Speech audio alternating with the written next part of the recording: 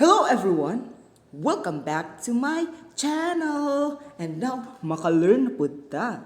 Of course, don't forget to leave a like and of course, subscribe on my channel. Without further ado, let's start our lesson in Teaching Science in Primary Grades. I know excited na mo nga makatuon what are the contents of chemistry. And now, without further ado, let's start na! But before we start, let's have a game first. Ano ba itong game na to? Okay? So, papaspasay ha. Give me one word that what na inyong mauna-unaan when you hear the word chemistry. Go! 5, 4, 3, 2, 1. Pwede. So, let's check kung maubagid na. Or isa ba na sa word nga mag-associate when we hear the word chemistry. And now, let's define chemistry. You know what? I really love this subject, chemistry. Aside from, it talks about formulas, chemicals, uban pa. But I really love what? Studying the periodic table of elements. And of course, na mag-balance bitaw kanang kuan, mga chemical formulas, kanay sa ano. But let me ask you this. What is chemistry? Of course, the shorter definition of chemistry is ano, di na tato mga taas kayo nga definition o uban pa. So let's have this one. Chemistry, in short, it is the study of matter. And here comes the question, what is matter? Do you matter? Char. When we talk about matter, it is what? Anything that occupies space and has mass. So therefore, bisan unsa sa inyong palibot, as long as it has what? It occupies space and also it has this what we call mass. Therefore, matter is everything around us. Tanawin yung palibot, matter na. Light, sound, and heat. Kindly take note of this one. Light, sound, and heat are not matter. Unsa may reason? Because they do not occupy space. Sige, pagpasiga daw, mag-occupy bag space ang kanang light? Dili. Sige, pagpa-sounds daw, kanabang kanang tingog sa waves sa sound kay mag-occupy space? Dili. And now, when we talk about matter, of course, we also have this what we call states or phases of matter.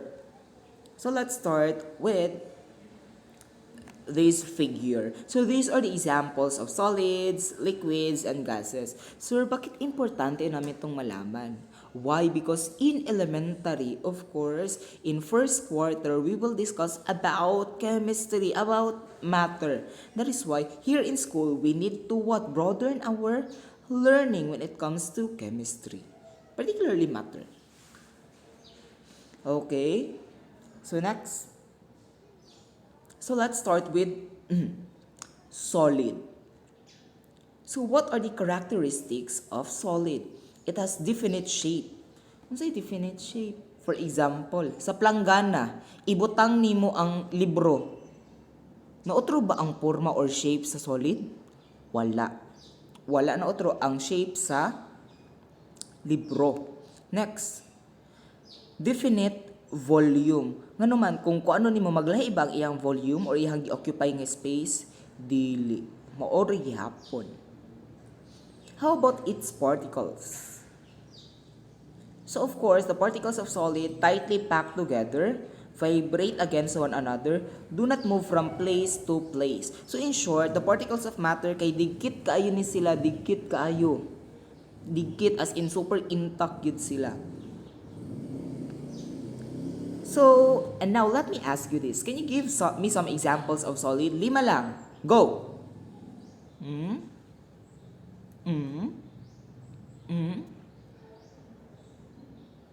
Tama tanan.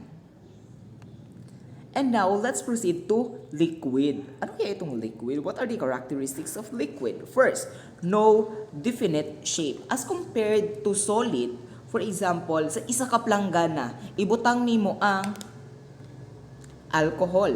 Do you think ang shape ani nga porma sa alcohol pag butang nimo sa planggana, iabon nimo mao ra gihapon ang porma? Of course, dili. It goes with the shape also of the planggana.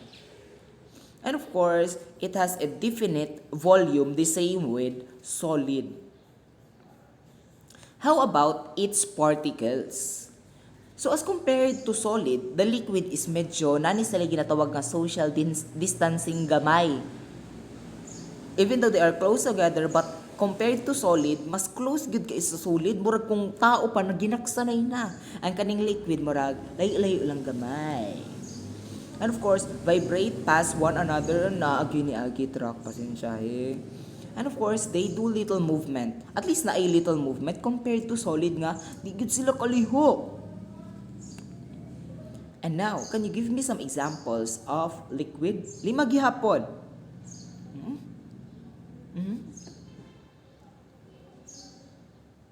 Tama na po, doon ang marag ba? Ayaw gud ka karon ba? Char. And of course, we have the gas. Dili ni ko na, general academic strand. Gas ni nga state of matter. Char, nag-joke. Okay, it has no definite shape, the same with liquid. Kaya nga naman, unsa may example dahil sa gas? Sige, example na to kay kanang kuan. Sige, helium na lang ta, helium. Helium kanang ginagamit bitaw sa balloon usahay nga kanang para mulutaw ang kanang balloon. So of course, helium, pag butang na to ang helium sa balloon, of course, ang forma kay lingin. Kung butang na to siya sa square nga box ang helium, therefore, square pod ang iyang mahimong forma. Therefore, it has no definite shape compared to solid and no definite volume. Why? Because it depends on the medium kung asa na to siya ibutang. How about its particles? Not close together, very spread out. Mao gid ginatawag nga social distancing, nga lagyo na gid kaayo, labaw pa sa 1 meter. Yes, lagyo kaayo ni sila. And of course, vibrate freely past one another. Sige, let me share you this. For example, ka-observe mo nga kanang kung motor bitaw mo, labi nag-init kayong panahon, dili gyud dapat ninyo ikanang as in nga grabe kayo kadaghan og hangin ang inyuhang ligid. Why? Because heat, what? Ginahimo niya og active ang particle sa gas nga kanang grabe na kayo sila maglihok, there is a big tendency nga mo expand ang imuhang ligid. That is why there are some mga nahitabo nga kanang expansion sa ligid, therefore naay mga nibuto. Yun. Can you give me now the examples of gas? 5 gihapon na. Okay, murag nagtuon jud mo karon ba? Ganahan lagi ko. And of course, we also have other states of matter, the plasma and the Bose-Einstein condensate. So, di kayo na ta mag-dig deeper but I included its definition but I will send to you its definition in our GC. Why? Because in elementary, we will just only discuss the 3 states of matter. I think this is solely for the secondary students. And of course, let's compare physical and chemical. So ano kaya ang difference nito? Kapag sinabi nating physical properties, these are characteristics of a substance that can be observed or measured. So therefore, it doesn't talk with chemicals. So, yung ma-observe lang natin sa ating mga mata. So, what are the examples of physical properties? First, color and luster. Of course, the light a substance reflects gives an object color and luster. When we talk about luster, shine. So, of course, it depends on the material. Kay once nga maigo na siya light, depende kung unsa nga katong color of the light ang iyahang i-reflect. And we also have malleability, a substance that can be pounded or rolled into sheets is said to be malleable. So example is kana mga lata kana ma-flatten siya. Kana siya aluminum foil, kana malleability yung physical property nila. We also have ductility. So, it can be stretched into long wires. So, example, copper, kana sa kurente, kana siya. Therefore, na sila yung physical property of being ductile. And of course, state, we also have the texture. Ano ba tong texture? Di ba? Pagunit na to, unsa man ang imuhang ma-feel. Yun. Gunit na to ng noun. O, unsa itong ma-feel. O, mao na siya ang texture. We also have odor. O, do I need to expound this one? Simutan yung ilok. O, yun. Humot, di ba? Char. And of course, the taste. It could be sweet, salty, bitter, sour, or spicy. And of course, clarity. It is clear. It talks about clearness, transparent, translucent. Okay, next. And of course, crystal form. For example, ano is kanang mga like diamonds. We also have salt. Yun. And of course, melting and boiling points, this belongs to physical property. Why? Because melting point, it is from solid to liquid. For example, lang ice, matunaw. Boiling point, it is from liquid to gas. For example, water, gi-boil nimo, so mag-evaporate siya. And solubility, it is the ability to dissolve in solvent. Trivia. Water serve or is the best example or is an example of a solvent, and it is also called as what? Universal solvent.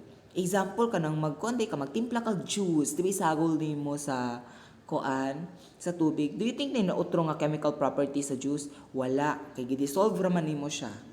Again, physical properties walay nahitabo nga chemical change. Hardness. According to Mohs scale of hardness, so when we talk about hardness, it is the ability to resist being scratched. So of course, according to Mohs hardness scale, ang pinaka-soft or dili kayo hard kay ang talc o ang naa sa number 10 kay ang diamond or diamond. Diamond in the sky. Char. Mass. Amount of matter in a substance. Di ba, I sent to you a question in our group chat na ma-change ba ang mass kung matukag moon? Of course, dili. For example, diri imuhang mass kay 50 kilograms. 50 kilograms gyapon ka sa moon. But kapag sinabi natin weight, lahi na to. It depends on the gravity na. Next, volume. Amount of space a substance fills. O, yung gina-occupy sa nga space sa substance. And we also have viscosity. It is the thickness or resistance of a fluid to flow. Flow. And of course, density, the amount of mass in a given volume of a substance. And now we are done with the physical properties. Let's proceed now to the chemical properties. So when we talk about chemical properties, always remember that there is a change that happens with the substance which creates a new form of a substance. Therefore, na chemical change ganahitabo. So example ani, combustibility. Why it is one of the chemical properties? Because when we talk about combustibility, it means nga gisunog siya. There is it is the ability of a substance to react with oxygen and release heat and light energy. Therefore, kung magsunog ka o ka ng papel, or sige, magisig-isig kag papel, what is that? Therefore, that is only physical change lang, kay gigisig-isig raman nimo. But kapag sinunog na nimo, therefore, there is what? Combustion or there is chemical change. Also, reaction with acid. Di ba natin mga experiment sa una nga kanang ang acid butangan natong aluminum foil, din na melt ang katong aluminum foil. Therefore, there is what? Chemical, it belongs to the chemical properties. As well as there is chemical change nga nahitabo. And of course, corrosion. It is the of metal to react with air to produce metal oxides. That is why morning na ay mga makaya.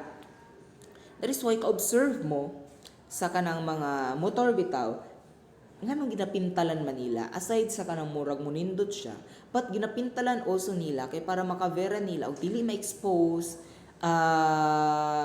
katong metal sa air.